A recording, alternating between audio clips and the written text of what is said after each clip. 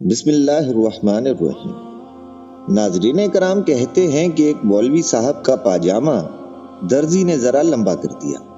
مولوی صاحب ٹخنوں سے اونچا پاجامہ پہنتے تھے، اس لیے انہوں نے بیگم سے کہا کہ جمعے سے پہلے ذرا پاجامہ 4 انچ کم کر دینا۔ بیگم روز مرہ کی مصروفیت میں بھول گئیں تو دوسرے دن مولوی صاحب نے بیٹی سے کہا کہ ذرا پاجامہ 4 انچ کم کر دینا۔ بیٹی بھی ٹال گئی۔ تیسرے دن مولوی صاحب نے بہو سے پاجامہ 4 انچ کم کرنے کا کہا، لیکن بہو بھی بھول گئی۔ جمعے کا دن آن پہنچا تو اچانک بیگم کو خیال آیا کہ آج جمعہ ہے اور مولوی صاحب نیا پاجامہ پہن کر جمعہ ادا کرنے جائیں گے۔ وہ جلدی سے اپنے کمرے میں پاجامہ لے کر گئیں اور 4 انچ کاٹ کر رکھائیں۔ کچھ دیر بعد بیٹی کو خیال آیا تو اس نے بھی پاجامہ 4 انچ کاٹ کر سلائی مار دی۔ اس کے بعد بہو نے بھی یہی عمل دہرایا۔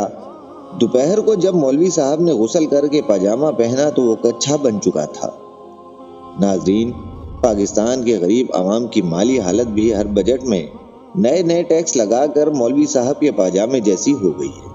جس کو بھی یاد آتا ہے کہ خسارہ کم کرنا ہے، وہ نیا ٹیکس لگا کر انکم کو چھوٹا کر دیتا ہے۔